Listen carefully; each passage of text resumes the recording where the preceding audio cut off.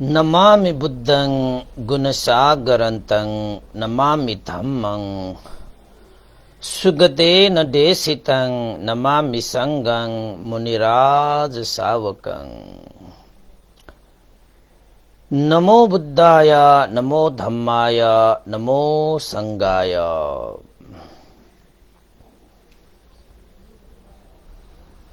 श्रद्धावन्त उपासक उपासिका तथा धर्मप्रेमी महानुभावहरू, सदा चाहिँ आज पनि बिहानको 9 बजे फेसबुक लाइभ मार्फत धर्मदेशनाको कार्यक्रम, धर्मदेशनाको प्रोग्राम भन्नु पर्यो,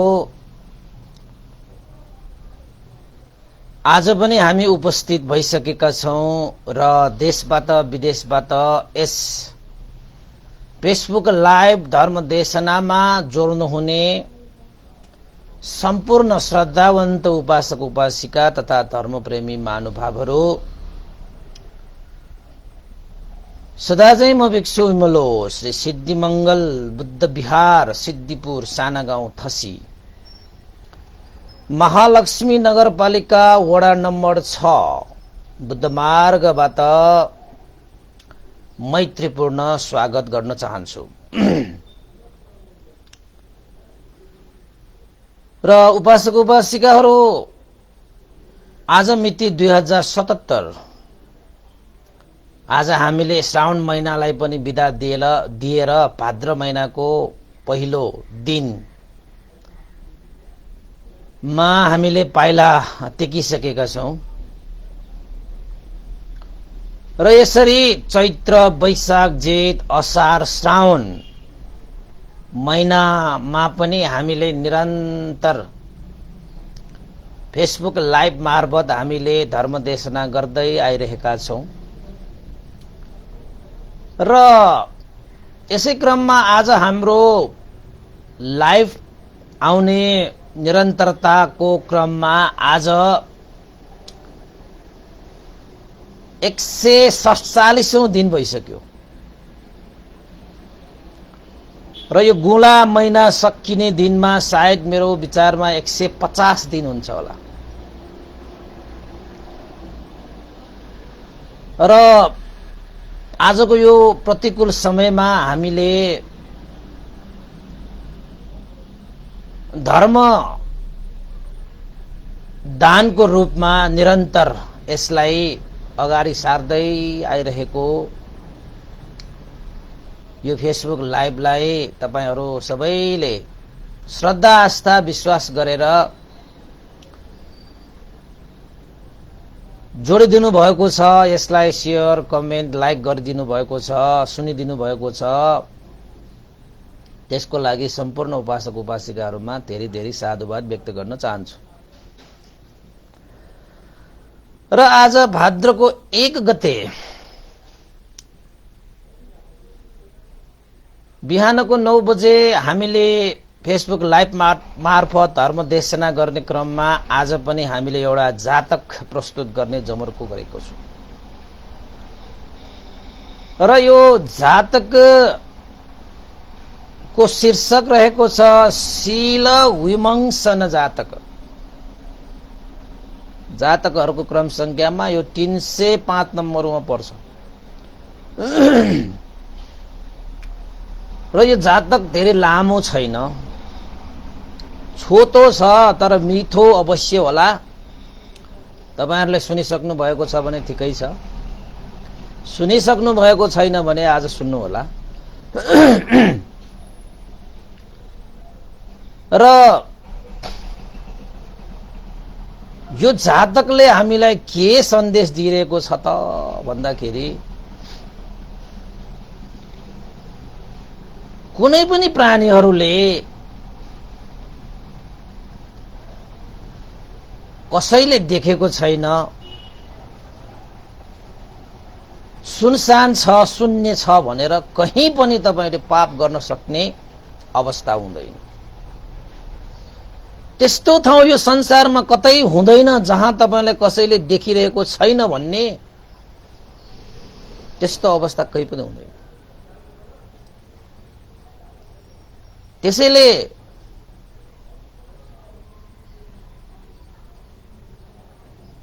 हेरिरहने कोही पनि छैन यो संसारमा, तर देखिरहने कोही छ।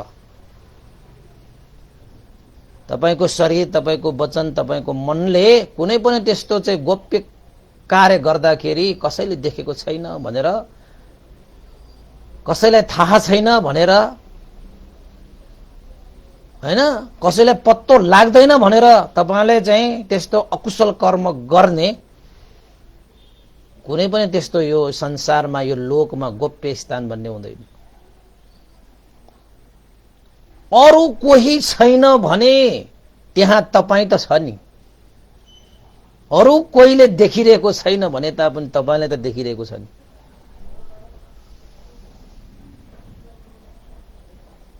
भन्ने यो चाहिँ सान्दर्भिक विषयलाई यहाँ चाहिँ यो जातकले प्रस्तुत गर्नु खोजेको छ।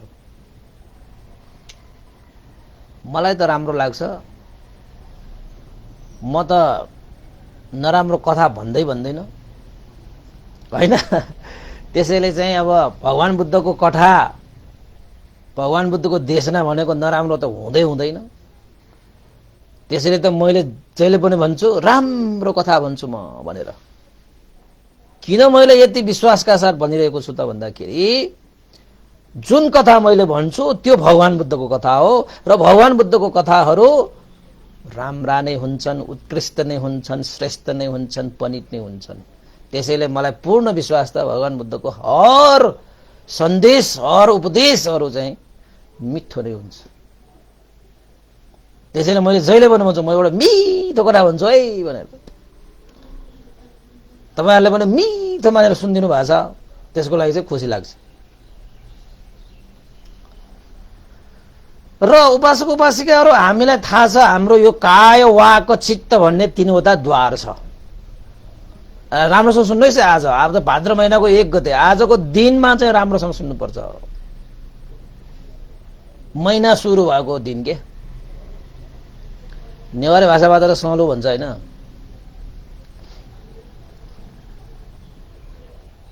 अब त्यसपछि काय, वाक, चित्त यो तीनवटा द्वारले हामीले कुशल गर्ने, अकुशल गर्ने, यो तीनटै द्वार भन्दा बढी छैन।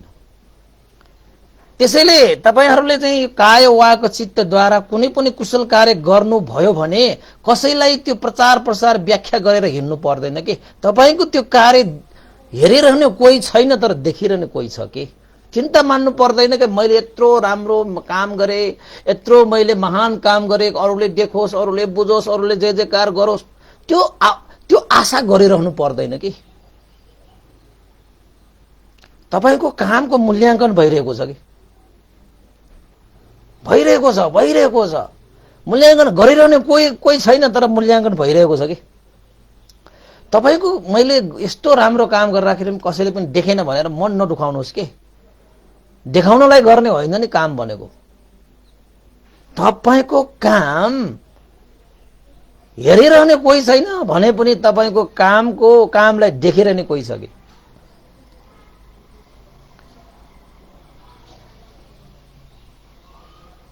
त्यसैले राम्रो काम गरे भनेर कसैलाई उजागर गरी हिँड्नु आवश्यक छैन। र अर्को कुरा, तपाईले नराम्रो काम गर्दैमा, अरूलाई लुकाएर हिँड्दैमा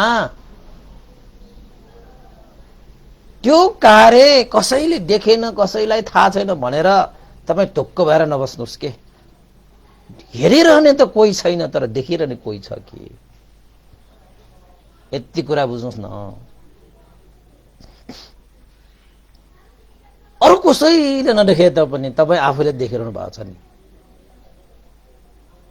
होइन र? अब यो शील विमंसन जातकमा पनि शिलाचरणको कुरा उठ्छ कि। जस्तै शरीरबाट गर्ने काम, वचनबाट गर्ने काम र मनबाट गर्ने काम। अब हेर्नुस् है, काय, वाक, चित्त भन्ने यो तीनटा द्वारले हामीले अकुशल कर्म भनेर चाहिँ 10वटा अकुशल कर्महरू गर्न सक्छौं। आज तपाईहरुलाई म त्यो फेरि भन्न त मैले पहिला पनि यसो भनिसके होला, देशमा त्यत्रो गरिसके, कुनै कुनै कुराहरू त फेरि आइहाल्छ।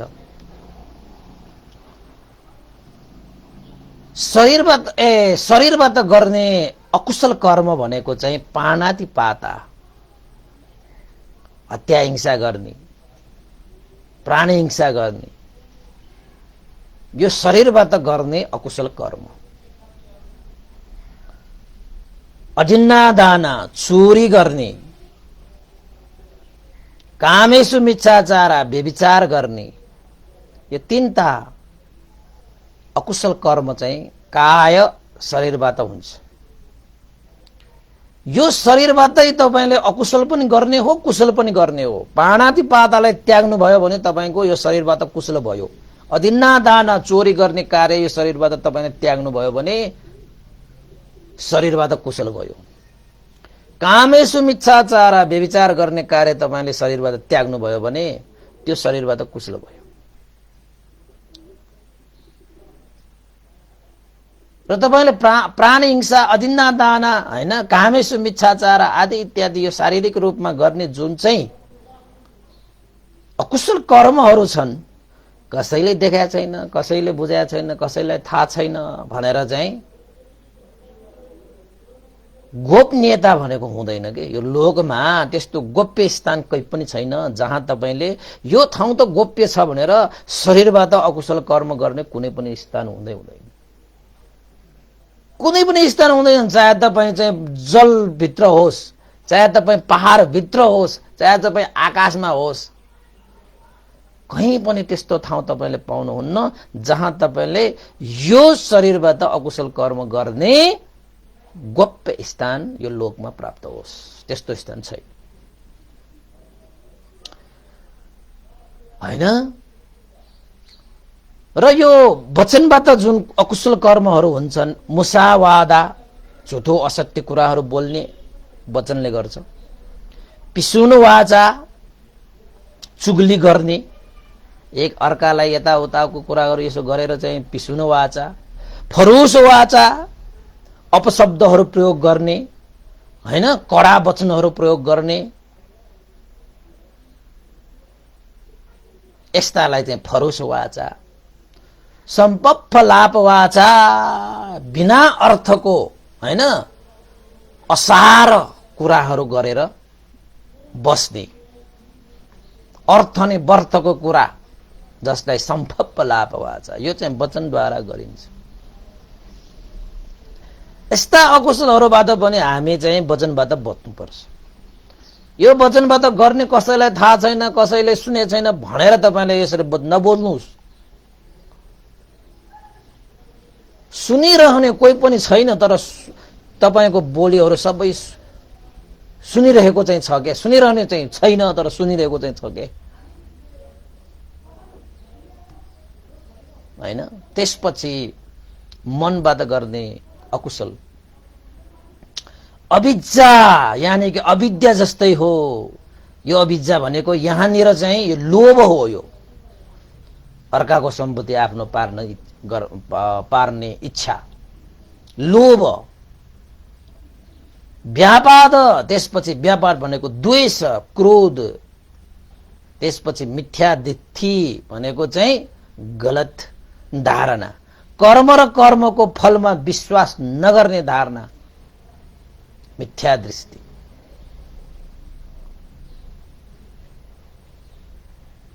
कर्म र कर्मको फलमा पनि विश्वास छैन, पुनर्जन्मको विश्वास छैन, पूर्व जन्मको पनि विश्वास छैन, हैन। भगवान बुद्धको धर्मको शिक्षामा पनि विश्वास छैन, प्रकृति समुत्पादप्रति पनि विश्वास छैन। यस्तोलाई चाहिँ मिथ्या दृष्टि भनेर भनिन्छ। हो, यसरी चाहिँ जति पनि यो शरीर वचन मनबाट जुन अकुशल कर्महरू हुन्छन्, त्यो अकुशल कर्म तपाईले कसैले देखाएको छैन, कसैले थाहा छैन भनेर अकुशल कर्म गर्ने यो लोकमा कुनै पनि त्यस्तो गोप्य स्थान पाउँदैन भनेको के। कसैले देखाएको छैन, कसैले सुनेको छैन, कसैले बुझाएको छैन, कसैले थाहा छैन भनेर तपाईले शरीरबाट वचनबाट मनबाट अकुशल कर्म गर्दै जानुहुन्छ भने पनि तपाईको त्यो कर्मको मूल्याङ्कन भइरहेको हुन्छ कि त्यसको लेखाजोखा भइरहेको हुन्छ कि त्यो केले गर्छ कसले गर्छ किन गर्छ कहाँ गर्छ भन्दाखेरि तपाईकै कर्मले गर्छ के त्यो र त्यसको लेखाजोखाको परीक्षा तपाईको अन्तिम समयमा आउँछ जसरी 1 वर्षसम्म विद्यार्थीहरू चाहिँ एउटै क्लासमा पढ्दै पढ्दै पढ्दै अन्तिम जाँचमा उसको चाहिँ निर्णायक एक्जाम हो त्यो एक्जाम त्यो परीक्षाले उसको चाहिँ त्यो कक्षाको निर्णय गरे जस्तै तपाईको यो जीवनको पनि परीक्षा हुन्छ अन्तिम समयमा तपाईले दिनै पर्छ बिना परीक्षा तपाई उत्तीर्ण हुनै सक्नुहुन्न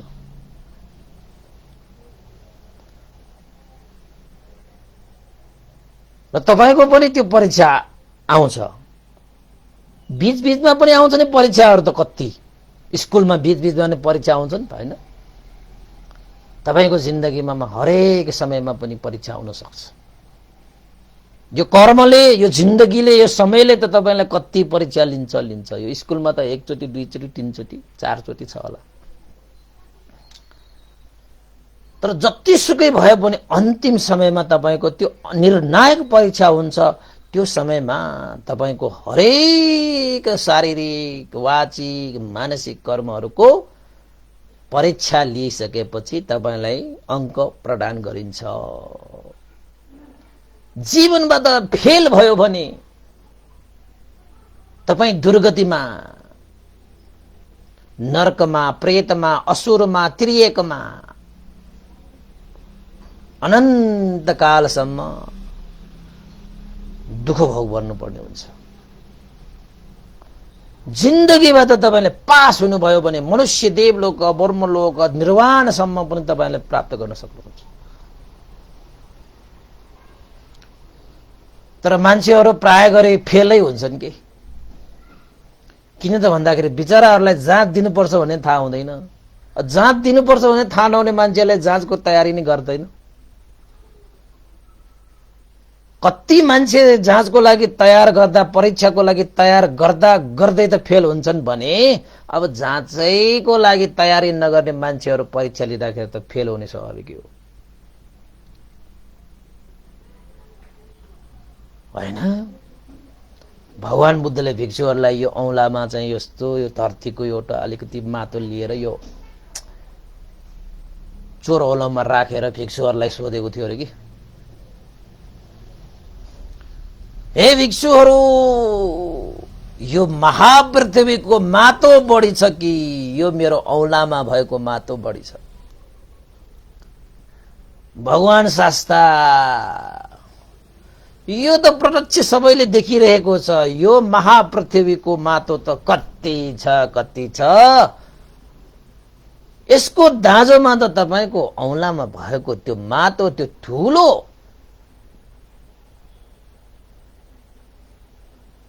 अगण्य रूपमा अलिकति मात्र त्यसको त मूल्याङ्कनै छैन पृथ्वीको अगाडि तपाईको यो हातमा भएको माटो त कति न कति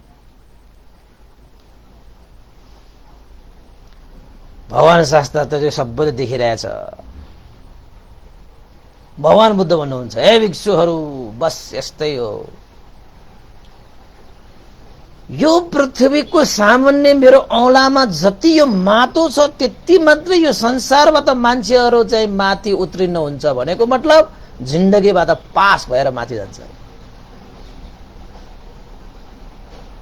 उत्तीर्ण भएर जान्छन् भनेको मतलब नै पास भएर जान्छन् भनेको हो नि त हाम्रो अहिलेको बोलीचालीको भाषामा फेल हुने बढी छन् भनेको यो पृथ्वी समान मान्छेहरु फेल हुन्छन् यो औंलामा जति माटो छ नि यो पृथ्वीको सामान्य हो बस त्यति मात्र मान्छेहरु यो संसारबाट उत्तीर्ण हुन्छन् रे मान्छे कति छ अर्बौं छ यो संसारमा यो अर्बौं मान्छेहरुमा कतिलाई त यो जाँच परीक्षा दिनुपर्छ भन्ने पनि थाहा छैन परीक्षाको लागि तयारी गर्नुपर्छ भन्ने पनि थाहा छैन परीक्षा दिँदा पनि दिँदैन, कोही मान्छे थाहै हुँदैन कि परीक्षा लिएको पनि। अनि त्यस्ता मान्छेहरू यो जिन्दगीको परीक्षाबाट चाहिँ उत्तीर्ण हुने सम्भावना कति छ ल भन्नुहोस् त। कत्रो परीक्षाको लागि तयारी गरेर चाहिँ अन्तिम सासमा चाहिँ परीक्षा दिँदाखेरि त कति मान्छे फेल भएर गएका छन्। भनेपछि परीक्षै नदिने, परीक्षाको लागि तयारै नगर्ने, परीक्षा हुन्छ भने थाहै नहुने मान्छेलाई यो जिन्दगीबाट उत्तीर्ण हुने सम्भावना देख्नुहुन्छ तपाईँ? बिल्कुल छैन। तर भगवान बुद्धले देशना गर्नुभएको छ जिन्दगीको परीक्षा हुन्छ है, र हामीले पनि अनुभव गरिरहेका छौँ। हर समय परीक्षा जस्तै छ हाम्रो जिन्दगी। फेल हुने फेल भइरहेका छन्, उत्तीर्ण हुनेहरू पनि, सक्नेहरूले चाहिँ अब थाहा पाउनेहरूले उत्तीर्ण पनि गरिरहेका छन्। अब भन्नुहोस् तपाईँ, जिन्दगीको परीक्षाको लागि तपाईँ तयारी गरिरहनु भएको छ कि छैन? कि तयारी भएको भएन? लियोस्, जुनसुकै समयमा पनि म जिन्दगीको परीक्षा दिन तयार छु भन्ने तपाईँलाई के भन्छ त्यसलाई, मनोभाव होइन, मनोवृद्धि तपाईँले बनाइसक्नु भएको छ कि छैन? आजै तपाईँलाई जिन्दगीले परीक्षा लियो भने तपाईँले परीक्षा दिन सक्नुहुन्छ कि हुन्न? कुन बेला परीक्षा लिन्छ भन्ने पनि थाहा छैन के। त्यो स्कुलमा जस्तो नोटिस निकालेर उसले परीक्षा लिँदैन। फेरि जुनसुकै समयमा पनि परीक्षा लिन सक्छ। दिउँसो लिन सक्छ, राति लिन सक्छ, बिहान लिन सक्छ, बेलुका लिन सक्छ, घरमा लिन सक्छ, खेतमा लिन सक्छ, जताततै तपाईँको चाहिँ परीक्षा लिन सक्ने चाहिँ कर्मको चाहिँ अधिकारको कुरा हो त्यो, होइन? त्यसैले हामी भनेको त और हमेशा परीक्षा दिनको निमित्त तयार भएर बस्नुपर्छ। त्यसको लागि तपाईँले कति तयारी गर्नुभयो? त्यो तयारी भनेको थाहा छ तपाईँलाई? कसरी तयारी गर्ने होइन भन्दै अब जिन्दगी परीक्षा लिन्छ, अब तयारी भनेको कस्तो हो हामीलाई थाहै छैन। तयारी भनेको कस्तो, तयारी भने नि कस्तो छैन थाहा छैन भने त फेल त भइहाल्छ नि। फेल हुने मान्छे उत्रिन हुन्छ, माथि चढ्छ, होइन? त्यसैले चाहिँ तपाईँको तयारी भनेको चाहिँ के हो त भन्दाखेरि जीवनमा तपाईँले यो शरीर वचन मनद्वारा जुन अकुशल कर्महरू छन् त्यो अकुशल कर्महरूलाई त्याग गरेर त्योबाट रहित भएर, वञ्चित भएर, केबाट वञ्चित भएर? शरीरबाट गर्ने अकुशल कर्म, पानातिपाता, अदिन्ना दाना, कामेषु मिच्छाचार, हत्या, हिंसा, चोरी र व्यभिचार। अनि वचनबाट गर्ने अकुशलहरू चाहिँ मुसावादा, पिसुनवाचा, फरोसवाचा, सम्फप्पलाप वाचा, झुटो कुरा बोल्ने, चुगली गर्ने, व्यर्थको कुरा गर्ने, कडा वचन बोल्ने, अपशब्द प्रयोग गर्ने, यस्ता चाहिँ वचनबाट गर्ने। यो पनि त्याग्नु भएको छ। शरीरबाट गर्नु त्यो अकुशल पनि त्याग्नु भएको छ। मनबाट अविद्या, व्यापाद, मिथ्यादित्य, अविद्या, लोभ, अविद्यामा परेर गरिने अर्काको सम्पत्तिलाई आफूलाई आफ्नो पार्न चाहने त्यस्तो एउटा चाहिँ लोभ मनस्थिति, व्यापाद, द्वेष मनस्थिति, मिथ्या दृष्टि, गलत मनस्थिति, कर्म र कर्मको फलमा विश्वास हो। यो कुराहरू तपाईँले त्याग्नु भयो भने चाहिँ तपाईँ चाहिँ परीक्षाको लागि तयारी गरिरहनु भएको हो कि यो कुरालाई तपाईँले अकुशल कर्मलाई त्यागेर चाहिँ शरीर वचन मन यो तीनटै द्वारले तपाईँले दान, शील, भावना अनि कुशल कर्महरू गरिरहनु भएको छ। आफ्नो भन्ने जुन चाहिँ भौतिक सम्पत्तिहरू छ त्यो भौतिक सम्पत्ति आफ्नै निजी स्वार्थको निमित्त मात्र प्रयोग नगरिकन त्यो धन सम्पत्तिले परहित उपकारको निमित्त, कल्याणको निमित्त तपाईले उद्देश्य राखेर तपाईले दान गर्नुभयो भने त्यो तपाईको जीवनको परीक्षाको तयारी हो कि यो शरीरबाट शिलाचरण गर्ने, प्राणी हिंसा नगर्ने, चोरी नगर्ने, व्यभिचार नगर्ने, झुटो कुरा नबोल्ने, लागु पदार्थ सेवन नगर्ने, यस्ता कुराहरू चाहिँ शील पालन गर्ने भन्छ के त्यसलाई। र यो शरीरबाट जुन तपाईले शील पालन गर्नुभएको छ त्यो पनि तपाईको जीवनको परीक्षाको लागि तयारी हो। र जति पनि यो संसारमा तपाईं जन्मिँदाखेरि जति पनि आयु लिएर आएका छौ, बाँचिरहेका छौ भने एक सेकेन्ड पनि बिना स्मृति बेहोसी भएर नबाच्ने, अप्रमादी भएर बाँच्नको निमित्त जुन अभ्यास गरिन्छ त्यसलाई भावना, ध्यान भनेर भनिन्छ। त्यो भावना, त्यो ध्यान अभ्यास गर्नु पनि तपाईको यो जीवनको परीक्षाको लागि तयारी हो कि छ तपाईसँग तयारी? दान गर्नु भएको छ शुद्ध चित्तले परहित उपकार र कल्याणको लागि तपाईले रगत पसिना बगाएर कमाएको आफ्नो भन्ने जुन सम्पत्ति छ, आफ्नो निजी स्वार्थको निमित्त मात्र प्रयोग नगरिकन, निजी सुखको निमित्त मात्र प्रयोग नगरिकन परहित उपकार र सुख र कल्याण मङ्गलको निमित्त तपाईले चाहिँ त्यो दान गरिदिनु भयो, त्याग गरिदिनु भयो, प्रयोग गरिदिनु भयो भने बस तपाई चाहिँ अब चाहिँ तयारी मान्छे त एक्जाममा पास हुन्छ कि। गर्नु भएको छ तपाईले दान। जो व्यक्ति शील समाधि प्रज्ञाले सम्पन्न छन्, भगवान बुद्धको चाहिँ यो चाहिँ कल्याणकारी धर्मको प्रचारमा लागिरहेका छन्, त्यस्ता व्यक्तिहरूलाई हामीले श्रद्धा राखेर आफूले चाहिँ समाज आजीवबाट आर्जित गरेको त्यो सम्पत्तिलाई अलिकति भए पनि है, अलिकति भए पनि दान गर्नु भनेको तपाईको यो जीवनलाई उत्तीर्ण गर्नको निमित्त त्यो तयारी हो कि त्यो तयारी हो। बुझ्दैन मान्छे। दान दियो भने त सम्पत्ति घट्छ, दान दिए के हुन्छ र, आफूले कमाएको सम्पत्ति अरूलाई के को लागि, जे मैले गरेको छु मेरो लागि भन्छन् भन्ने मान्छेहरू पर्छ। आफ्नै लागि मात्रै जिउने, आफ्नै लागि मात्रै गर्दै त्यस्ता व्यक्तिहरू त तपाईको चाहिँ उत्तीर्ण हुँदैन। उत्तीर्ण हुनको लागि त यो मनस्थिति भन्दा पनि अझ श्रेष्ठ मनस्थिति चाहियो नि, अनि पो उत्तीर्ण हुन्छ त, नत्र त्यतिकै कहाँबाट उत्तीर्ण हुन्छ हैन।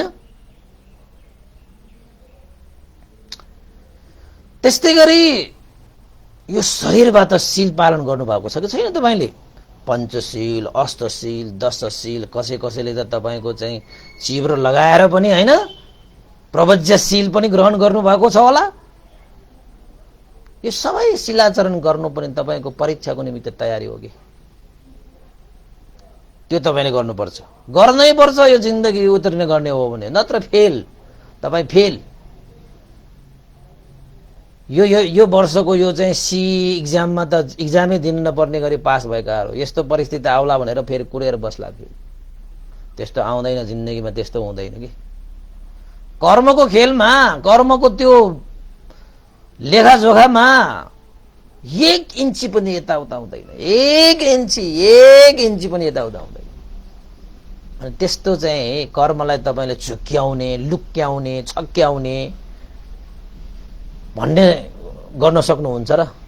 त्यो असम्भव कुरालाई तपाईले चाहिँ आफ्नो जीवनमा लिएर हिँड्नुभयो भने त आफैलाई ठगेको सिवाय तपाईको अर्को के पनि हुँदैन।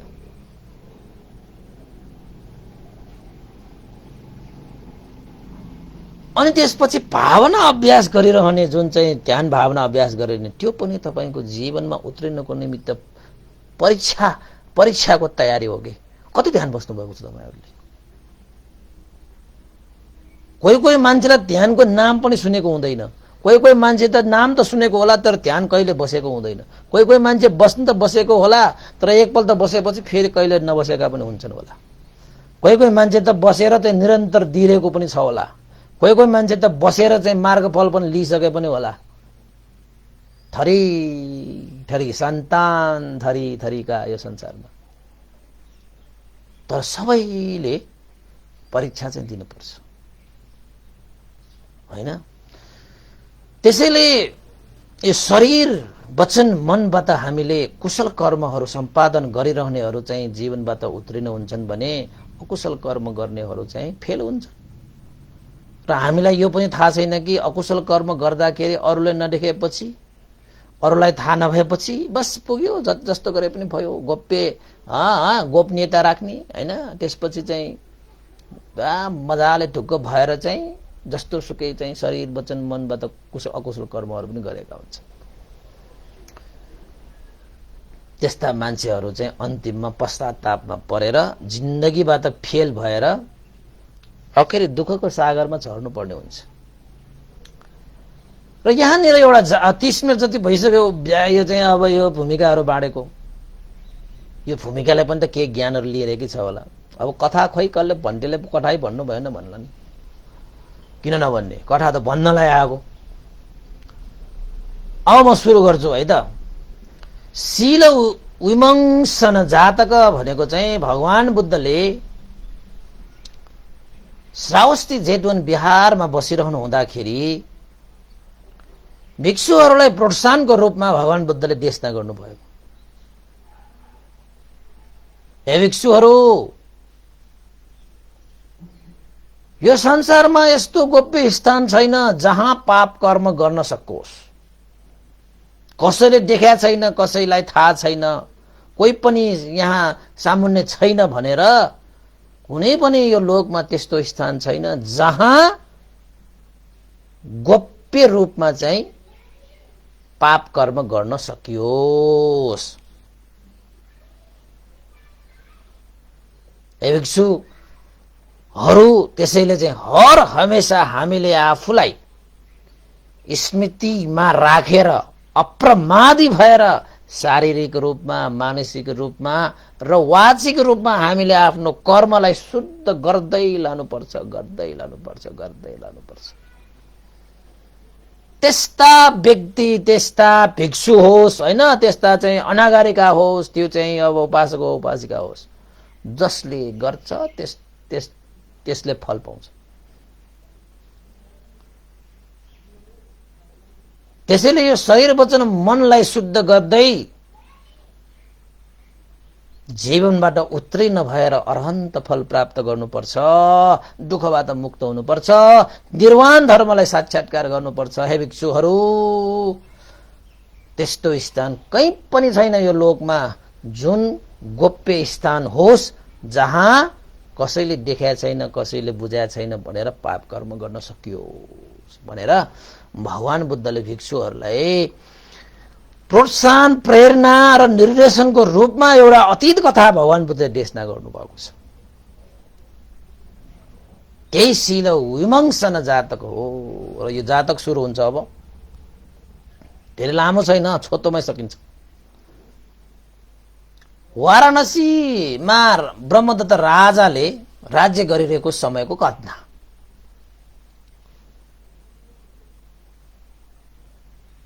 त्यो समयमा बोधिसत्व, भविष्यमा बुद्ध हुने,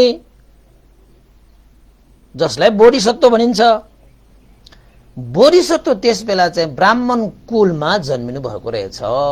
ब्राह्मण कुलमा कुलपुत्रको रूपमा जन्मिनु भएको रहेछ।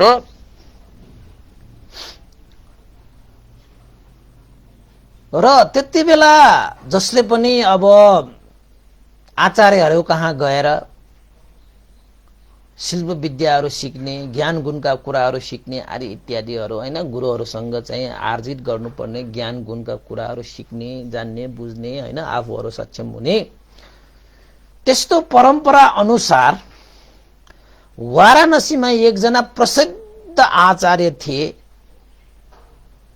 जुन आचार्यले कयौं सक्षम व्यक्तित्वहरू त्यहाँ निकालेर राष्ट्रको लागि, यो संसारको लागि उपकार हुने खाले व्यक्तित्वहरू चाहिँ सृजना गरिसकेका, उत्पादन गरिसकेका गुरुहरू भने के हैन। यो संसारलाई झलमल्ल पार्नको निमित्त जनशक्ति तयार गर्ने, मनशक्ति तयार गर्ने कसले गर्छ त भन्दाखेरि त्यो आचार्य, गुरु आचार्यले गर्दछ। अब हाम्रो नेपालमा पनि गुरु आचार्यहरू सक्षम भएर आयो भने त्यस्ता गुरु आचार्यले चाहिँ यो राष्ट्रको लागि केही गर्ने त्यस्ता चाहिँ जनशक्तिहरू र मनशक्तिहरू उत्पादन गर्छ कि। जब गुरु नै छैन भने न जनशक्ति उत्पादन हुन्छ न मनशक्ति उत्पादन हुन्छ, के पनि उत्पादन हुँदैन, धनशक्ति पनि उत्पादन हुँदैन।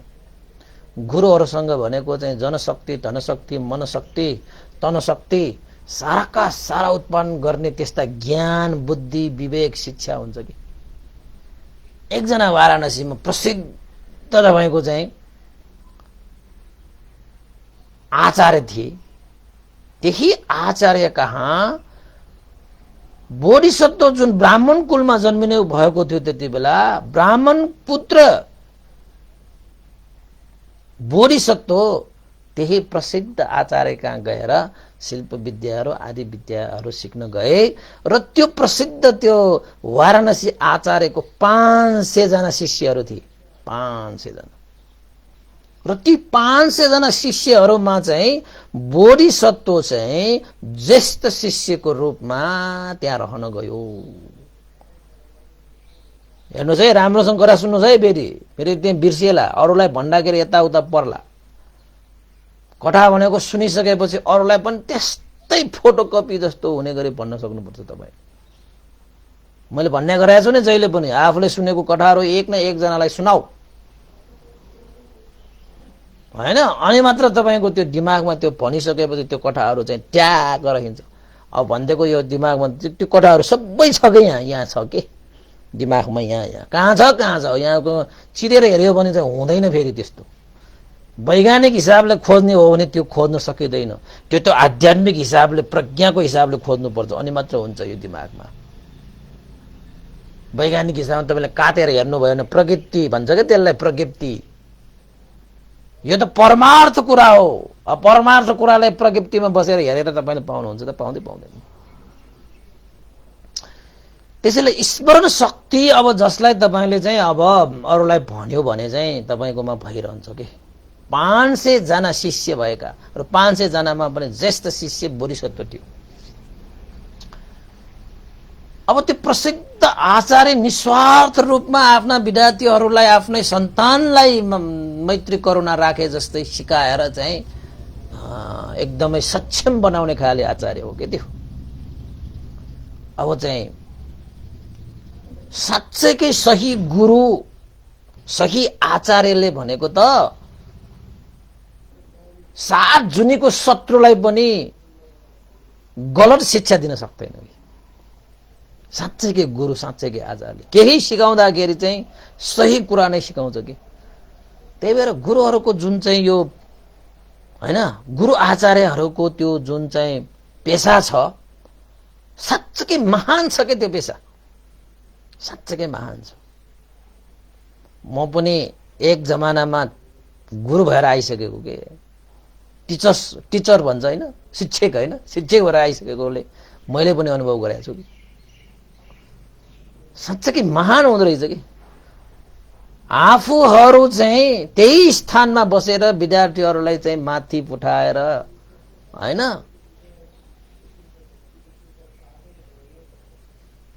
साराका सारा यो चाहिँ परिवार, व्यक्तित्व, परिवार, समाज, नगर, शहर, राष्ट्र, यो संसार बनाउने भनेको त गुरु आचार्यले हो रहेछ कि।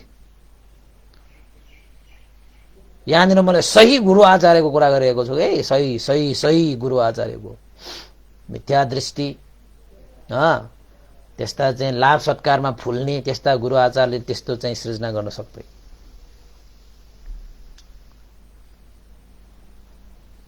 र 500 जना ती शिष्यहरूलाई त्यो वाराणसी आचार्यले आफूसँग भएको सम्पूर्ण विद्याहरू निपुण रूपमा विद्यार्थी शिष्यहरूलाई चाहिँ चेलाहरूलाई चाहिँ सुम्पे भन्नुपर्छ, सक्षम बनाइदिए। अनि घटना के भएछ त भन्दाखेरि त्यो वाराणसी आचार्यको एकजना साह्रै सुन्दरी छोरी थियो कि, एकदमै सुन्दरी। अब भनौँ तपाईँको भाषाबाट, हाम्रो भाषाबाट भन्ने हो भने 32 लक्षण भनौँ न अहिलेलाई। एउटा चाहिँ हरेक दृष्टिकोणले चाहिँ अति उपयुक्त सुन्दरी छोरी हैन भएको कारणले गर्दाखेरि वाराणसी आचार्यले के सोचे त भन्दाखेरि यत्रो हैन गुणले लक्षणले युक्त मेरी छोरीलाई उमेर भइसकेको भएर अब आमाबाहरूको चाहिँ कर्तव्य धर्म के हो त भन्दाखेरि उमेर भइसकेका छोराछोरीहरूलाई विवाह बन्धन हैन विवाह गर्न योग्य उमेरमा चाहिँ विवाह गरिदिने पनि आमाबाहरूको एउटा कर्तव्य हो रहेछ। त्यो वाराणसी आचार्यले अब सोचेछ मेरो छोरीको लागि एउटा चाहिँ उपयुक्त वर माग्नु वर हैन अब एउटा चाहिँ छोरीको जीवनलाई उपयुक्त रूपमा हाँक्न सक्ने सक्षम एउटा चाहिँ पुरुष खोजेर छोरीलाई विवाह गरिदिने मनसाय राखेको रहेछ। कसैले देख्ने बित्तिकै कसैले चाहिँ नाइ भन्नै सक्दैन के मेरो छोरी बिहा गर्ने भन्यो भने सबैले यसो हेर्ने बित्तिकै गर्छु भन्लान्, त्यस्तो छ सुन्दरी। अनि त्यसपछि 500 जना विद्यार्थीहरूलाई एकपल्ट त्यो आचार्यले जम्मा पारेर के भने त भन्दाखेरि ए शिष्यहरू यहाँ बसेर जति पनि मैले सिके त्यो सबै चीजहरू चाहिँ सबैले चाहिँ यो सिकिसकेको छ, सबै सक्षम भइसकेको छ। त्यसैले मैले के सोच राखेको छु त भन्दाखेरि मेरी छोरी पनि विवाह गर्न उमेर भइसकेको भएर आफूसँगै बसेर आफूले राम्रोसँग चिने जानेको आफ्नो शिष्यहरू सबै सक्षम छन्। त्यही सक्षम शिष्यहरूको हातमा नै मेरी छोरीलाई दान गर्न पाए भने मेरो मन पनि ढुक्क हुने थियो। किन त भन्दाखेरि यहाँ 500 जना यहाँ चाहिँ आइरहेको छ, सबैले शिल्प विद्याहरू सिकेको छ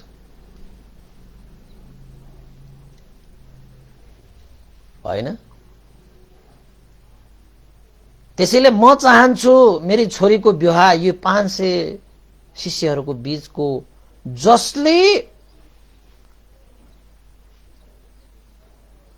छोरीको हात माग्नको निमित्त योग्य कार्य गर्छ त्यो व्यक्तिलाई मेरो छोरीको हात दिने मैले निर्णय लिएको छु।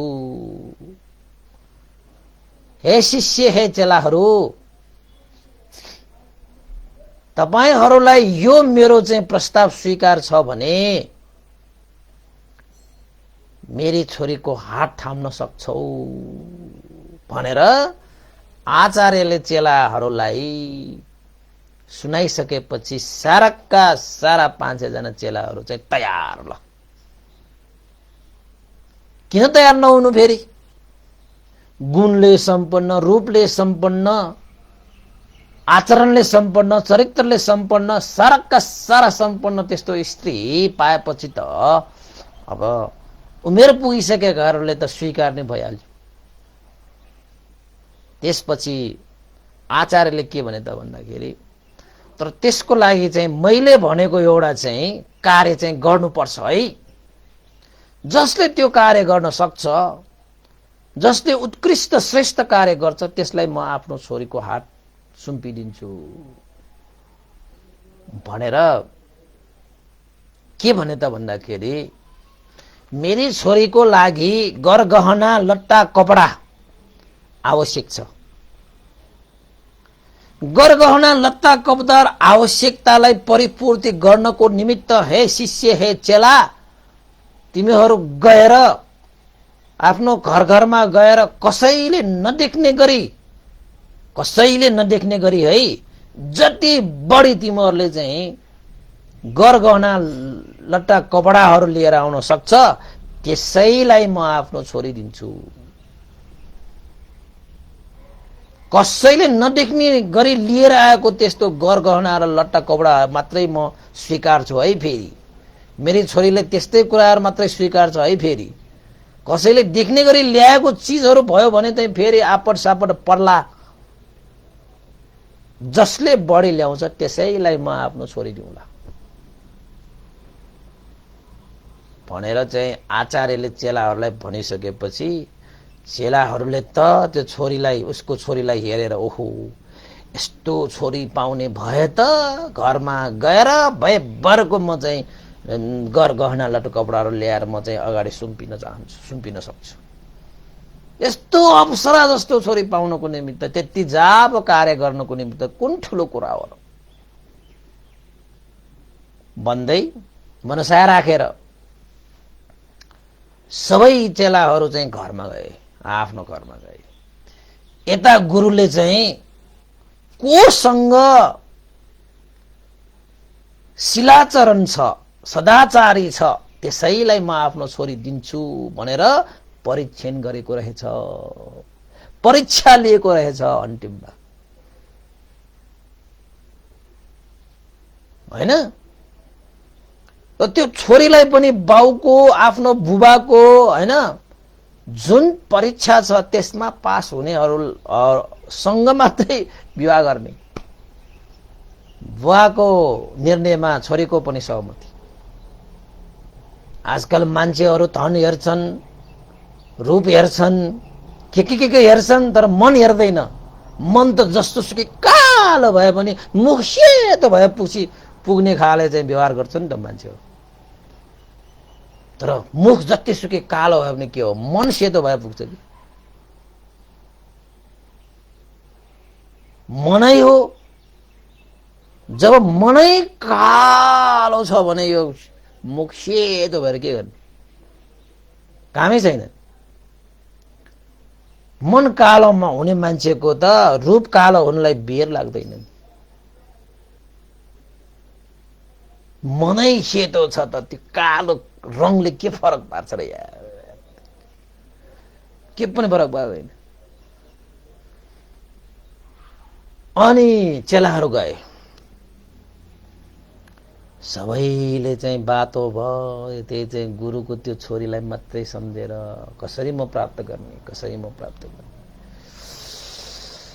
घरमा गएर कसैले नदेख्ने गरी सारा घर गहनाहरू लट्टा कपडाहरू जम्मा पारेर चाँडोभन्दा चाँडो यहाँ आउनु पर्यो, आचार्यको छोरीको हात थाप्नु पर्यो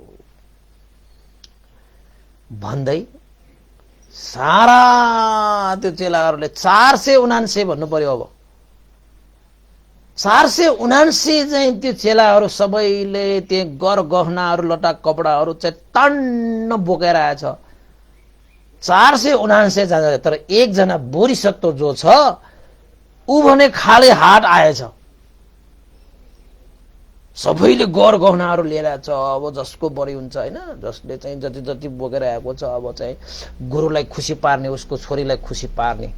अनि जोसँग खुसी हुन्छ उसले चाहिँ हात पाउने हो, उसले बिहा गर्न पाउने हो। त्यस्तो छोरी पाउनको निमित्त कसले त्यो चाहिँ हात, हैन, निकाल्छ र, हैन? सबैले त्यो चाहिँ हिरा मोतीको त्यस्ता गहनाहरू लट्टा कपडाहरू त्यहाँ चाहिँ थुपारे। गुरु तपाईँ आचार्य तपाईँले भने जस्तो हामीले गरे। 479 जनाले। तर बोधिसत्व भने खाली हात छ। अनि त्यो गुरु आचार्य जुन चाहिँ वाराणसी आचार्यले के भनेछ त भन्दाखेरि सबैले गहना र लटा कपडाहरू ल्याए भने जस्तै, तर हे ब्राह्मण कुलपुत्र, तिमी त खाली हात आएका छौ नि, किन भनेर बोधिसत्वलाई सोधेछ। बोधिसत्वलाई त्यस्तो प्रश्न गरिसकेपछि बोधिसत्वले एउटा गाथा भनेछ। हो सुन्नुस् है। नथि लोके रहो नाम पापकम पकुबतो पसंती वन भूतानि तंग बालो मन्यति रहो अहं रहो न पश्यामि शून्यं वापि न विज्जति यत्थ मन्यं न पश्यामि अशून्यं होति तं मयाति भनेर ब्राह्मण कुलपुत्र बोधिसत्वले यो गाथा भन्नुभयो। हे आचार्य, पाप कर्म गर्नलाई यो लोकमा कुनै गोप्य स्थान छैन। मूर्खले मात्र वन निवासी देवताहरूले देखिरहेको स्थानलाई पनि गोप्य स्थान सम्झिन्छ। मैले पनि त्यस्तो कुनै गोप्य स्थान भेटिन, कुनै शून्य स्थान देखिन जहाँ कोही छैन भने पनि त्यहाँ म स्वयं त छँदैछु। हे आचार्य, तपाईले भन्नुभयो कि कसैले नदेख्ने गरी गरगहना लत्ता कपडा ल्याउनु।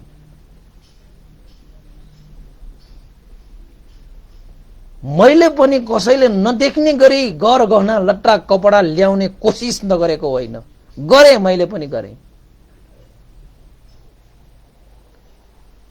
तर मैले ल्याउन सकिन। किन त भन्दाखेरि कसैले नदेख्ने गरगहना लिँदै गर्दा, कसैले नदेखिने गरी लट्टा कपडा लिँदै गर्दाखेरि मैले आफैले त देखिरहेको छु नि त्यहाँ।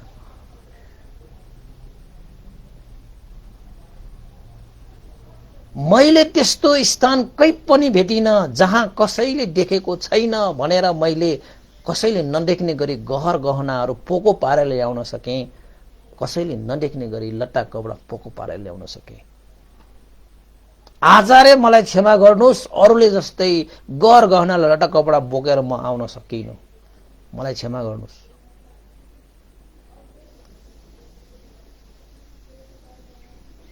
तपाईले कसैले नदेख्ने गरी ल्याएको धन सम्पत्ति गरगहना र त्यो लत्ता कपडा मात्रै तपाईले स्वीकार्नुहुन्छ, तर मैले कसैले नदेख्ने गरी गरगहना र लट्टा कपडा त मैले ल्याउनै सकिन। किन त भन्दाखेरि जुनसुकै स्थानमा पनि कसैले न कसैले देखिरहेकै हुन्छ, अरू कोही पनि छैन भने मैले स्वयं आफैले त मैले देखिरहेको छु नि त आचार्य।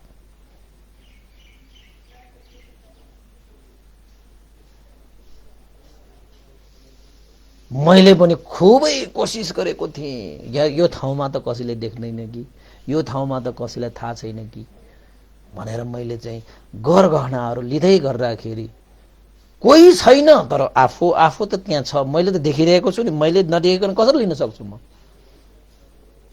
तपाईँ भन्नुहुन्छ कसैले नदेख्ने गरी ल्याउनुहोस्। त्यसैले जुन यो चोरी काम, यहाँ कसैले नदेख्ने गरी लिने काम, म त भन्छु आचार्य, यो संसारमा त्यस्तो कुनै पनि ठाउँ छैन जहाँ कसैले नदेख्ने गरी केही चिज दिन सकोस्, केही चिज पोको पार्न सकोस्, केही चिज हट्याउन सकोस्। त्यसैले हे आचार्य, मैले त सकिन, मलाई क्षमा गर्नु। तपाईकै छोरी, तपाईलाई जुनसुकै जुन व्यक्तिलाई तपाईले इच्छा गर्नुहुन्छ उसैलाई दिन सक्नुहुन्छ। मलाई तपाईले चाहिँ योग्य ठान्नु भएन भने कुनै मलाई चाहिँ अप्ठ्यारो छैन, कुनै मलाई चाहिँ संकोच पनि लाग्दैन। बस तपाईले भनेको कार्य गर्नु नसक्नुमा मलाई खेद छ। तपाईले भन्नुभयो कसैले नदेख्ने गरी ल्याउनुहोस्, मैले कसैले नदेख्ने गरी के ल्याउनै सकिन। त्यो गरगहना र त्यसलाई पठाएर के मैले एउटा चाहिँ सियो पनि मैले कसैले नदेख्ने गरी, कसैले चाहिँ नबुझ्ने गरी, कसैलाई थाहा नगरी मैले लिने यो लोकमा ठाउँ देखिन। आचार्य क्षमा, तपाईको आज्ञा मैले पालन गर्न खुब कोसिस गरेँ, तर मैले सकिन भनेर चाहिँ बोधिसत्व आचार्यको अगाडि घोडा टेकेर हात जोडेर क्षमा मागे। हेर्नुहोस् है, क्षमा मागे कि तपाईको आज्ञा मैले पालन गर्न सकेन, तपाईको आज्ञा पालन गर्न म असमर्थ भए। आजसम्म मैले तपाईको कुनै पनि आज्ञा अवज्ञा गरेको मैले पाएको छैन, देखेको छैन, गर्नु पनि परेको छैन। तर आज यो अन्तिम यो आज्ञा हुन सक्छ कि हामी अब शिक्षाबाट परिपूर्ण त भए, अब तपाईबाट बिदा हुनुपर्छ। यो अन्तिम आज्ञा मैले तपाईको पालना गर्न सकिन। आचार्य, यो लोकमा कहीँ पनि त्यस्तो स्थान छैन जहाँ कसैले नदेख्ने गरी केही चिज चाहिँ लिन सकूं। न आकाशमा होला, न धरतीमा होला, न पानीमा होला। क्षमा ल हेर्नुहोस्। अरू त्यहाँको अरू चाहिँ अब के भन्छ, अरू शिष्यहरूले त के हो त भन्दाखेरि यस्तो सुन्दरीको लागि के यताउता कुरा गरिरहेको होला, खुर्क ल्याएर चाहिँ भए चाहिँ पाउन सक्थ्यो नि। यस्तो सुन्दरी पाउनको निमित्त त कसले के गर्दैन र। जहाँ अब आफ्नै घरको त्यही कसैले नदेख्ने गरी घर गर्न लटकपडा ल्याउनको लागि पनि नाना तरिका कुरा गरिरहेको छ भनेर मनमा राखिरहेको बेलामा आचार्यले चाहिँ मुसुक्क हाँसेर चाहिँ सबै कुरा चाहिँ त्यहाँ वृत्तान्त सुनाए। कसरी सुनाए त भन्दाखेरि, हे शिष्यहरू,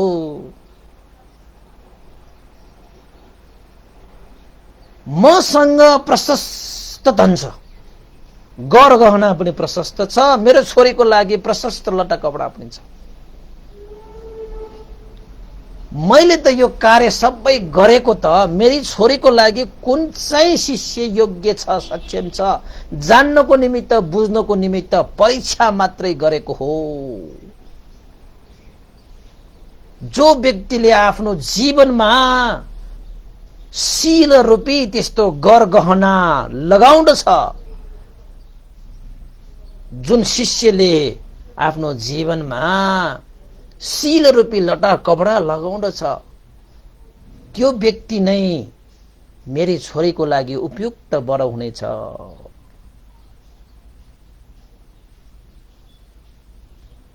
हे चेलाहरू, यस मध्येमा बोधिसत्व ब्राह्मण कुलपुत्रले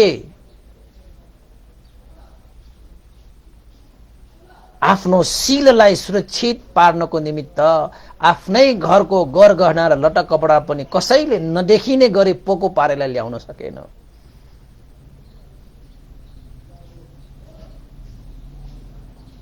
साँच्चै 479 जना ती चेलाहरूले गरगहना र लटा कपडाको पोको त थुप्रो बोकेर आए, सुरक्षित यहाँ चाहिँ अवतरण गराएर ल्याए।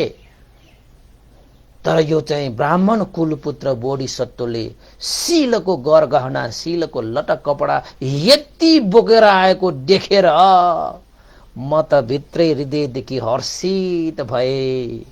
आज मलाई यस्ता बोधिसत्व होइन, ब्राह्मण कुलपुत्र तिमी जस्तो शिष्य पाउनुमा आज मलाई गुरु हुनुमा नै गर्व भइरहेको छ। मैले त साँच्चैकै शीलवान को रहेछ, सदाचारी को रहेछ, त्यो परीक्षा गर्नको निमित्त मात्र मैले चाहिँ मेरी छोरीको लागि गर गहना र लटा कपडाको आवश्यक छ। जसले लिएर बढी लिएर आउन सक्छ उसैलाई खुसी हुने गरी मैले आफ्नो छोरी दिन्छु भनेर मैले परीक्षाको लागि भनेको। कसैले नदेख्ने गरी ल्याउनु भनेर भनेको। तर 479 जनाले तिमीहरू कसैले नदेख्ने गरी ल्याउन सकेका छैनौ। तिमीहरूले यो गरगहना, यो लता कपडा ल्याउँदाखेरि हुन त कुनै पनि मान्छेले देखेन होला, तर तिमीहरूले त्यो लिँदै गर्दाखेरि कसैले देखिरहेको छ, कसैले हेरिरहेको पनि छ हैन। खै तिमीहरूले चाहिँ कसैले नदेख्ने गरी केही चिज ल्याउन सकेका। आचार्यले के भने, यो संसारमा त्यस्तो गोप्य स्थान कहीँ पनि छैन जुन ठाउँमा पाप गर्न सकोस्। र यो कसैले नदेख्ने गरी लिनु भनेको चाहिँ अदिन्ना दाना चोरी कार्य हो। अरूले देखेको छैन, अरूलाई थाहा छैन भनेर यो चोरी कार्य गर्नु भनेकै शील आचरणबाट तल झर्नु हो। मलाई त साँच्चैकै यस्तो चाहिँ देखिने गरी ल्याएको यस्तो गरगहना र देखिने गरी ल्याएको यस्तो लट्टा कपडाको कुनै आवश्यक छैन। तर बोधिसत्व ब्राह्मण कुलपुत्रले आफ्नो शीललाई सुरक्षा गरेर शील रूपी गरगहना, शील रूपी लता कपडाहरू यति बोकेर आएको छ, म प्रसन्न छु। त्यसैले मेरी छोरीको लागि उपयुक्त वर भनेको ब्राह्मण कुलपुत्र बोधिसत्व नै हुनुहुन्छ। ए छोरी, तिम्रो के विचार छ? छोरीले हात जोडेर चाहिँ, पिता, यस्तो वर पाउनु त हर स्त्रीको लागि सौभाग्यको विषय हुन्छ, जसले शील रूपी गहना हैन लगाउनु छ, शील रूपी वस्त्र धारण गर्दछ।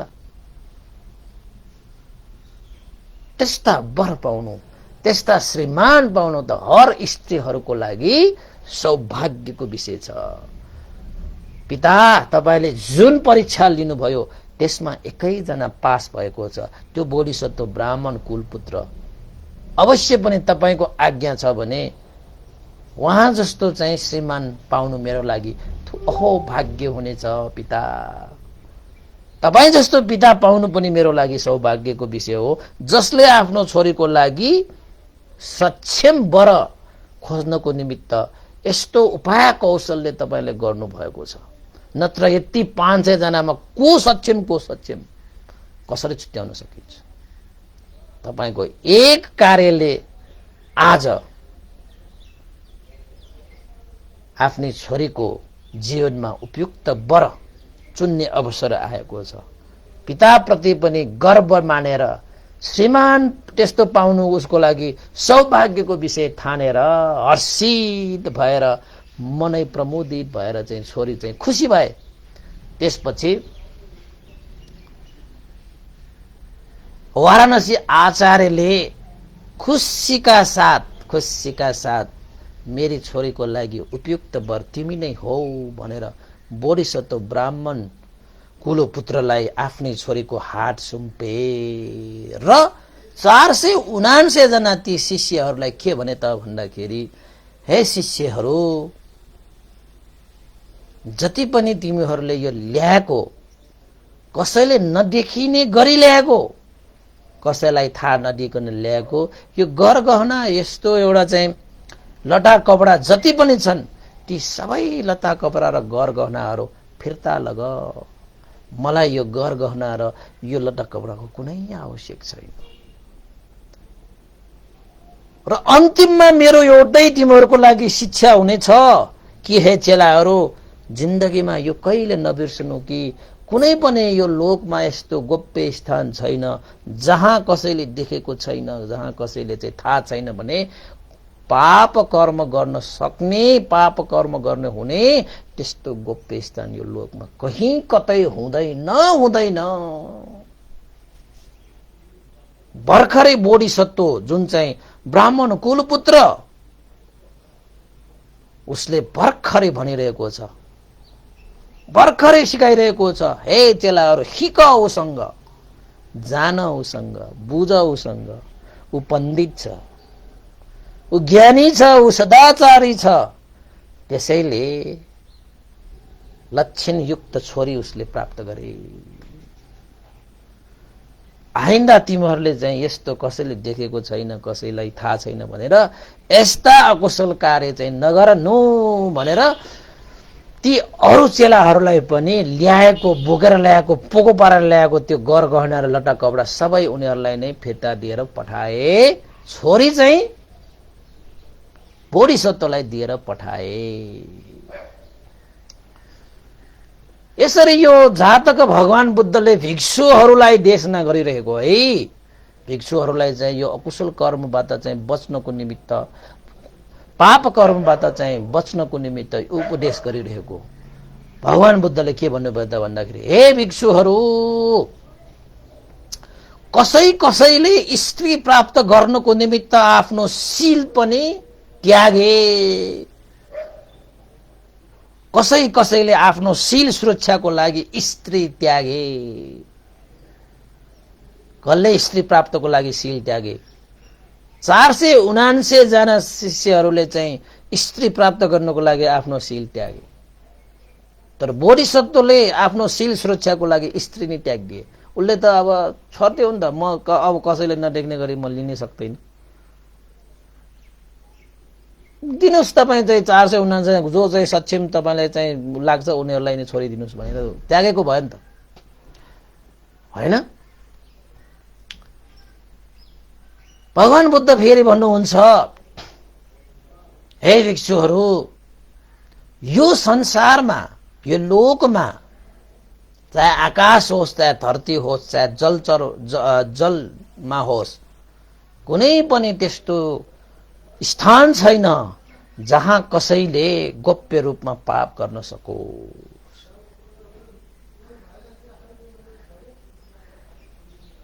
हेरिरहने कोही छैन, तर देखिरहने कोही छैन। देखिरहने त कोही छ तपाईको, हेरिरहने कोही नभए पनि। यस्तो संसारमा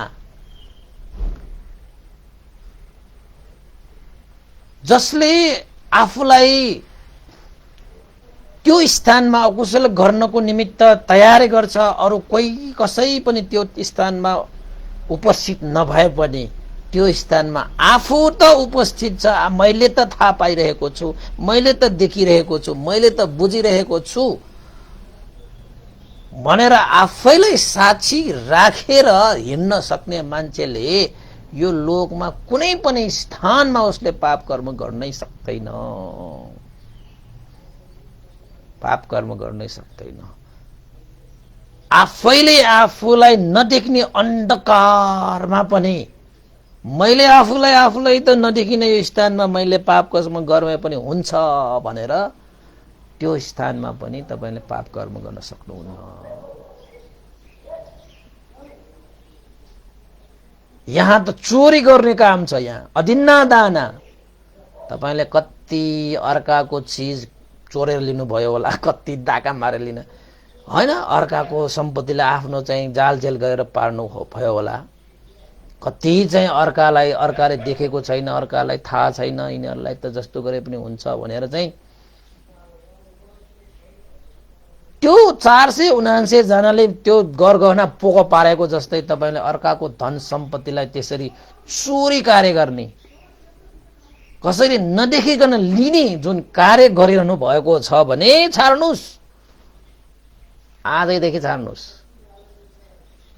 तपाईले त्यो अरूले नदेख्ने गरी जुन लिइरहेको छ नि, त्यो चोरेर हो, त्यो सबै चिज देखिरहेको छ के, त्यो कर्मको परीक्षा तपाईको जिन्दगीमा हुन्छ हुन्छ हुन्छ।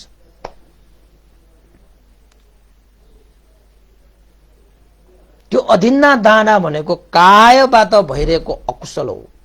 त्यो अकुशल तपाईले गरिरहनु भनेकै तपाई परीक्षाको लागि तयारी नगर्ने विद्यार्थी जस्तो हुन्छ कि फेल त भइहाल्छ। तयारी गरेर त कोही मान्छे यहाँ फेल भइरहेको बेलामा अब यहाँ तयारी नगर्ने मान्छे कोही पास हुन्छ? हुनै सक्दैन। त्यसपछि भगवान बुद्धले भन्नुभयो, त्यसैले हे भिक्षुहरू, काय वाक चित्तद्वारा जति पनि कुशल कर्महरू गरिन्छ, त्यस्ता कुशल कर्म गर्नु भनेकै जीवनबाट उत्तीर्ण हुने त्यो तयारी हो। कसैले देखेको छैन, कसैले थाहा छैन भनेर कायबाट, वाकबाट, हैन, त्यसपछि मनबाट त्यस्तो अकुशल कर्महरू कहिले पनि नगर्नु। यो संसारमा, यो लोकमा त्यस्तो गोप्य स्थान कहीँ पनि छैन। त्यसैले शरीरबाट पानातिपाता अदिन्ना दाना कामेषु मिच्छाचारा, कहिले गोप्य स्थान भनेर नगर्नु रे। वचनबाट मुसावादा पिसुन वाचा फरोस वाचा सम्फप्प लाभ वाचा, यो पनि कहिले नगर्नु।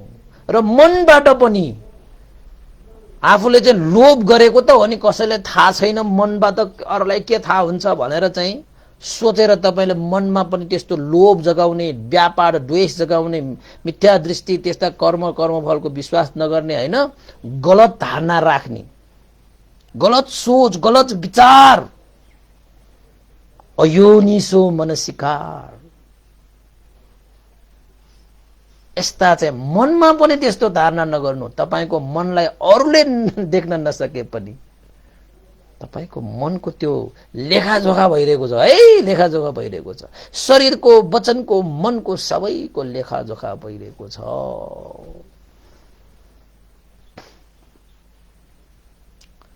भनेर भगवान बुद्ध त्यसना गर्नुहुन्छ भिक्षुहरूलाई। जो भिक्षुहरूलाई चाहिँ अब तपाईहरुको पाप कर्मबाट अलग्ग पार्नु छ क्या भगवान बुद्धलाई।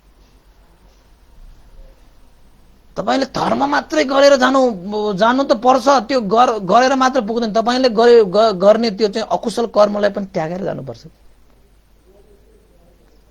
एकैचोटि नसकिएला बिस्तारै भए पनि त्याग्ने त कोसिस गर्दै जानु पर्यो नि। जति सक्छ आज त्यति छोड्दै जाने हो। छोड्नु चाहिँ पर्छ है। फेरि अब आज भन्ने बित्तिकै सारा चिज छोड्न सक्ने पनि होइन होला कसैले, तर त्यसलाई चाहिँ मैले त यो अकुशल कर्मलाई चाहिँ मैले त्याग गर्नुपर्छ है, छोड्नुपर्छ भन्ने मनस्थिति चाहिँ विकास गर्नुपर्छ र बिस्तारै छोड्दै जाने, जति सक्छ त्यति छोड्दै जानु लाने र कुशल कर्म जति सक्छ त्यति वृद्धि गर्दै लाने। दानशील भावनादि कुशल कर्म गर्नुपर्छ भन्ने बित्तिकै अझै गर्नु पर्ने, सक्यो भने त अझै गर्ने हो, सकेन भने पनि त्यस्तो अवसर आउँदाखेरि दानशील भावनादि कुशल कर्म त गर्दै जाने हो हैन। त्यसपछि भगवान बुद्धले जातकलाई समाधान गर्नको निमित्त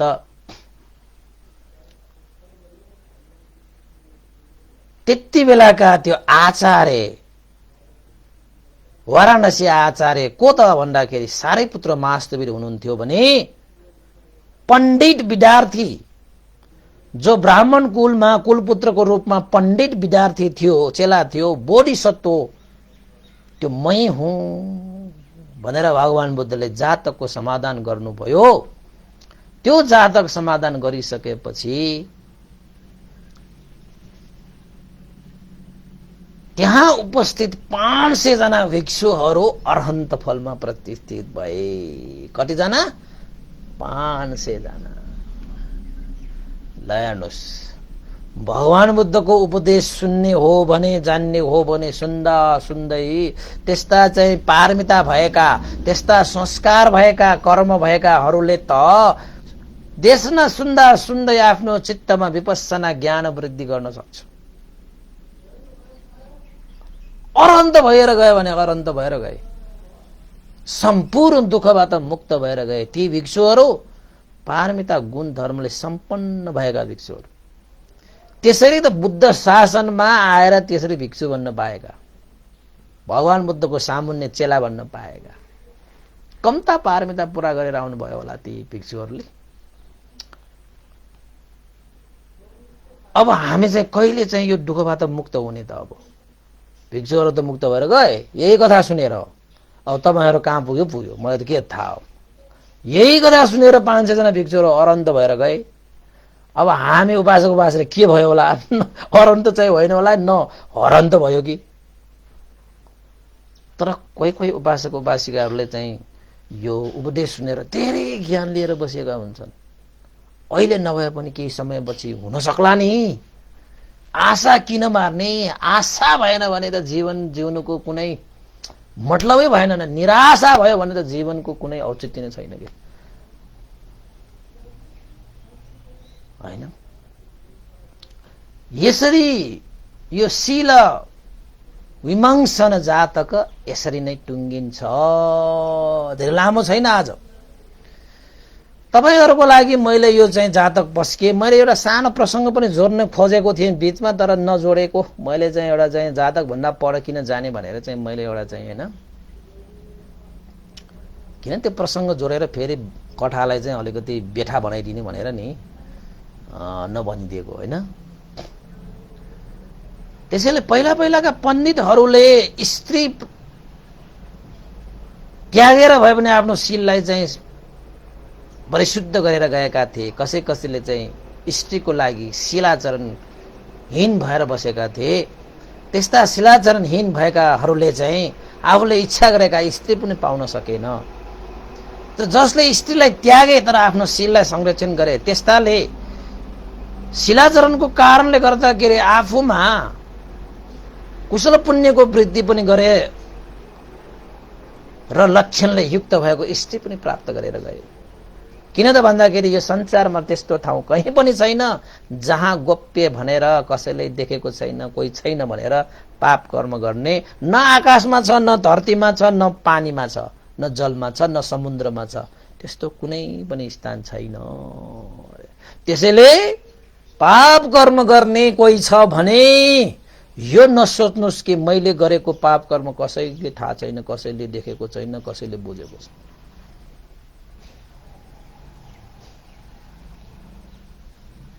हैन, सुरक्षित ठाउँ कोही पनि छैन, पाप कर्म गर्ने सुरक्षित ठाउँ कोही पनि छैन। त्यसैले पाप कर्मलाई लुकाएर लुकिँदैन, कुशल कर्मलाई तपाईलाई कसैले झुक्याउन पनि सकिँदैन।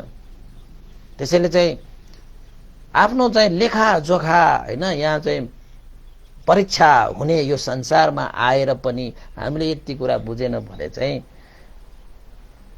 यो महापृथ्वीको त्यो माटोको अगाडि यो भगवान बुद्धको औँलामा यसरी लिएको चाहिँ ठुलो जस्तीको मान्छेले मात्रै यो कुरालाई बुझ्छ अरे, यो जीवनबाट उत्तीर्ण भएर जान्छ अरे। अब हामी पढ्नु पर्ने त भगवान बुद्धको यति औँलामा भएको यति माटोको भागमा हामी पनि पढ्नु पर्यो के। थुप्रो छन् यो संसारमा मान्छेहरू, प्राणीहरू हैन, यतिमा हामी पढ्नु पर्यो के फेरि। त्यसैले प्रयास गर्नुस्, अभ्यास गर्नुस्, उत्साही भएर चाहिँ लाग्नुस्। कर्मशील भएर लागेपछि पहिला भएका सबै त्यस्ता काय वाक चित्तबाट भएका अकुशलहरूलाई त्यागेर अब आइन्दा यो दिन यो समय पछि काय वाक चित्तबाट कुशल कर्मलाई वृद्धि गर्दै जीवनमा दानशील भावनाले कुशल कर्मलाई सम्पादन गर्दै अगाडि बढ्न सकियो भने हामी पनि यो संसारमा आएर भोग्नु पर्ने साराका सारा सम्पूर्ण दुःखबाट मुक्त भएर अर्हन्त फल प्राप्त गरी निर्वाणगामी हुन सक्छौ भनेर प्रोत्साहनको लागि आज मैले एउटा चाहिँ यो जातक तपाईहरुलाई प्रस्तुत गरेँ। सुनिदिनु भयो, साधुवाद सबैलाई। जय होस्, मंगल होस्, कल्याण होस्। तपाईहरुले पनि आजैदेखि अहिलेदेखि यो चाहिँ अधिन्ना दाना चोरी गर्ने अरूले देखेको छैन भने चोरी गर्ने जुन कार्य छ, पहिला पहिला त मान्छेहरू मुला चोर्ने, काँक्रो चोर्ने, केराउ चोर्ने, त्यस्तो त पहिला पहिला कति थियो है। सागपात चोर्ने, फर्सी चोर्ने, ओहो त्यति त खेतपातीको त्यो बालनालीमा मात्रै हो। धन सम्पत्ति चोर्ने, यस्ता चोर्नेहरूले यस्ता कार्यबाट केही पनि लाभ हुँदैन, हेर्दाखेरि लाभ भए जस्तो मात्रै हुन्छ हैन। त्यसैले चाहिँ आफूलाई साँच्चै सुरक्षा गर्ने हो भने अरू कसैले नदेखेको ठाउँमा पनि आफैले त देखिरहेको छु भन्ने भाव चाहिँ वृद्धि गर्नुभयो भने बिस्तारै अकुशल कर्महरू चाहिँ हद्दै तपाईँ कुशल कर्महरू चाहिँ वृद्धि भएर जान्छ है। तपाईको जीवनमा पनि भइसकेका अकुशल कर्महरूलाई त्यागेर, नभइसकेका अकुशल कर्महरूलाई रोकेर, भइसकेका कुशल कर्महरूलाई चाहिँ सुरक्षित पारेर, भइ नसकेका कुशल कर्महरूलाई चाहिँ वृद्धि गरेर तपाईले आफ्नो जीवन अगाडि लानुभयो भने तपाईले पनि अवश्य यो अरहन्त फल प्राप्त गरेर निर्वाण धर्म साक्षात्कार गर्न सक्नुहुनेछ। आजको यो देशनाबाट यही अरहन्त निर्वाण धर्मलाई साक्षात्कार गर्न सकोस् भन्ने आशिका गर्दै आजको यो उपदेश यही टुङ्ग्याउने अनुमति चाहे है। र यहाँ एउटा मैले चाहिँ जहिले पनि देखिरहेको छु, यो गौतम राज कर्णिकार ज्यूले विमलो भन्ते ज्यू सादर वन्दना गौतम राज गया ठ बही पाखे साधु साधु भन्ते ज्यू धर्म देशना न्य पञ्चशील क्या दैला भनेर चाहिँ लेख्नु भएको छ। अब पुण्यानुमोदन अन्तिममा त अब हामी सामूहिक रूपमा गर्ने भएकोले चाहिँ अब त्यो चाहिँ अब अलिकति मिलिहाल्यो। अब पञ्चशील भनेको चाहिँ आदान प्रदान भएको कारणले दिने मान्छेले दिँदाखेरि लिने मान्छे पनि चाहिन्थ्यो। अब यो जुम भएको भए, एउटा चाहिँ ग्रुप च्याट भएको भए चाहिँ अलिकति दिन मिल्थ्यो। अब मैले पञ्चशील दिँदाखेरि चाहिँ तपाईहरुलाई चाहिँ अब बोल्न लगाउनु पर्छ। अब तपाईहरुले बोलिरहनु भएको कि भएन अब थाहा नहुँदाखेरि चाहिँ अलिकति अप्ठ्यारो चाहिँ हुन्छ यो हैन। के होइन भने अब भिडियो च्याटमा भए त साउन्ड सुनिन्छ नि हैन। अब मैले पानाति पाता वेरमणि शिक्षा पदङ समाधियामि भनेपछि अब तपाईहरुले पनि भनिरहनु पर्यो त्यहाँबाट पानाति पाता वेरमणि शिक्षा पदङ समाधियामि। अब ओकाशद्वारा अब कहिले सकायो भन्ने थाहा हुँदैन नि। अब होइन भने त अब तपाईहरुले नै अब यो चाहिँ अलिकति आदान प्रदान नै गर्नुपर्ने भएको कारणले गर्दाखेरि यो चाहिँ देशना अगाडि चाहिँ अब सामान्य नभएको कारणले चाहिँ अलिकति अप्ठ्यारो हैन। मैले पनि सुन्नु पर्यो तपाईले लिनु भएको छ कि छैन। त्यो एउटा लिएपछि मैले अर्को दिने हो, त्यो लिइसकेपछि फेरि अर्को दिने हो। त्यसैले अलिकति अप्ठ्यारो भएको। अब तपाईहरुलाई चाहिँ अब पञ्चशील लिएर लिने त्यस्तो इच्छा श्रद्धा हैन छ भने राम्रै हो। त्यसैले तपाई आफैले पञ्चशील भनेको त तपाईले देशना गर्नु अगाडि तपाईले आफैले लिँदा पनि हुन्छ, त्यसमा केही फरक पर्दैन हैन। पानातिपाता वेरमणि शिक्षा पतंग समाधि हामी भनेर तपाई आफैले लिँदा पनि हुन्छ त्यो पञ्चशील चाहिँ हैन। हुन त अब भन्तेहरुको अगाडि लिँदाखेरि त उत्तम हो हुन त। अब यहाँ चाहिँ अब लाइभ मैले मात्रै गरिरहेको यो लाइभ त हैन। त्यही भएको कारणले गर्दा अरखेरि चाहिँ आदान प्रदान कार्यलाई चाहिँ अलिकति यहाँ सम्पादन गरिहाल्नु चाहिँ अलि अप्ठ्यारो जस्तो भएकोले मैले चाहिँ सुरुमा पञ्चशील चाहिँ मैले नदिएको हैन। अब नदिएको भनेको मतलब पनि अब त्यो दिन अलिकति अप्ठ्यारो भयो। अब आदान प्रदान हो के शील भनेको। अब कसरी गर्न सकिन्छ भन्ने सवालमा के होइन भने हामी जुममा आयो भए त सबैले सुन्छ पनि अनि सबैले बोलेको पनि सुन्छ हैन, अनि आदान प्रदान भइहाल्छ त्यसमा चाहिँ। अब यो त फेसबुक लाइभमा मैले आफ्नै मात्रै लाइभ आइरहेको कारणले गर्दाखेरि त्यो चाहिँ अलि अप्ठ्यारो भयो। अब तपाईहरुलाई सिल भए लिएर चाहिँ अब त्यसरी सुन्न पाउनु हैन अब राम्रो लाग्छ भने तपाईहरु आफैले पनि लिन सक्नुहुन्छ। जस्तै 9 बज्ने बित्तिकै भन्ते लाइफमा आउने बित्तिकै तपाईले भन्तेलाई हेरेर भए पनि अब पञ्चशील लिदिनु न, आफैले भए पनि लिदा पनि केही फरक पर्दैन भन्दै है आजको यो देशना पनि यही टुङ्ग्याउन चाहे। सबैको जय होस्, मंगल होस्, कल्याण होस्। र अझै हामीले 4-5 वटा, अब त 4-5 वटा छैन होला हैन। अब हेरौं अब चाहिँ परिस्थिति चाहिँ यस्तो भइसकेको छ। हिजो मात्रै हामीले बिहारमा पनि हामीले चाहिँ अब विभिन्न कार्यविधिहरू चाहिँ अब अहिलेको हालको लागि चाहिँ बन्द गरिएको जानकारी भनेर चाहिँ हामीले चाहिँ एउटा सूचना नै प्रकाशित गर्नु पर्यो। किन त भन्दाखेरि अहिले समुदायमा नै यहाँ चाहिँ कोरोनाको कहर चाहिँ अलिकति बढिरहेको यो समयमा अब हाम्रो यो सिद्धिपुर हैन मा पनि अलिकति यो कोरोनाको संक्रमण अलिकति वृद्धि भइरहेको कारणले गर्दाखेरि यहाँ पनि परिस्थिति प्रतिकूल भइरहेको यो समयमा मध्यनजर गर्दै अब चाहिँ उपासक उपासिकाहरूको, धर्मप्रेमी महानुभावहरूको जनस्वास्थ्यलाई मध्यनजर गरेर नै यो चाहिँ आवश्यक कदम भन्नु पर्यो यो चाहिँ चालेको छु हैन। अलिकति अब समय यस्तै भइरहेको छ। यस्तै भइરહ્यो भने त अब ठिकै छ। अब धर्म देशनालाई पनि अब के गरौं कसो गरौं, अझै चाहिँ अब 150 सम्म गुला महिनासम्म पनि सबैको आग्रह अनुसार हैन पनि मैले चाहिँ अब 100 पुगिसकेपछि फेरि थपेर चाहिँ यसरी चाहिँ हामी आइरहेका छौं। तपाईहरुले पनि साथ दिइरहनु भएकै छ। सबैको चाहिँ मैत्री करुणा प्राप्त भइरहेकै छ हैन। कति मान्छेहरु त अब यो चाहिँ अब जोड बिजोडको यो प्रणालीमा भन्तेलाई भेटेर चाहिँ कति उपासक उपासिकाहरूले त कयौं हैन श्रद्धा आस्था राखेर सहयोग गर्नेदेखि लिएर अब तपाईहरुको चाहिँ अब कार्यप्रति सन्तोष मानेर धर्म हामीले बोध गरिरहेका छौं भन्ने यसलाई चाहिँ निरन्तरता दिनुपर्छ। कतिले त आएर चाहिँ केसम्म भनिसके अब यो कार्यक्रम चाहिँ एकचोटि चाहिँ प्रज्ञा भवनमै गर्नुपर्छ। सारा उपासक उपासिका जसले धर्म देशना सुनिरहेका छन् सबै उपासक उपासिकाहरूले जम्मा पाएर एकचोटि त प्रज्ञा भवनमा ठुलै कार्यक्रम गरेर चाहिँ मनाउनु पर्यो। यो कार्यक्रमलाई त यस्तो निरन्तर गइरहेको यो कार्यक्रमलाई त एकचोटि चाहिँ समापन गर्दाखेरि चाहिँ त्यतिकै त नगर्नु होला भन्थे। अब 150 भए पनि त्यतिकै त नगर्नु होला, एकचोटि त प्रज्ञा भवनमै गर्नु पर्ला के भने। अब त्यो कार्य चाहिँ भनिदिएको होइन। तपाईहरुलाई गर्नुहुन्छ भने अब मेरो काम त उपदेश गरिदिने हो। चाहे प्रज्ञा भवन होस्, चाहे चाहिँ मेरो रुममै यस्तो होस्, चाहे बिहारमा होस्, त्यो त अब भनिदिएको काम भइहाल्यो। त्यसको लागि त कुनै त्यस्तो उ छैन। अनेकजना उपासकले त्यसो सोचेको रहेछ। अब यो समय प्रतिकूल भएकोले मात्रै हो। तपाईको यो देशनालाई चाहिँ समापन गर्दाखेरि चाहिँ एउटा चाहिँ ठुलै प्रोग्राम गरेर समापन गर्न पाए कति जाति हुन्थ्यो भनेर सम्म चाहिँ सोचेको रहेछ त्यो उपासक उपासिकाहरूले। राम्रै लाग्यो। जे होस् चाहिँ धर्ममा सुनेर चाहिँ धेरै नै उसको जीवनमा चाहिँ अलिकति धर्मको उसले प्रभाव भएर चाहिँ घरमा हैन यस्तो परिस्थितिमा पनि सुरुदेखि सुनेको रे चाहिँ उहाँहरूले पनि बिहारमा आएर अब भेट्नु भयो, कुराकानीहरू भए एउटा चाहिँ सद्भावपूर्ण धर्म देशनाको कुराहरू अझै पनि अब देशना गर्दै जाउँला भनेर चाहिँ भने।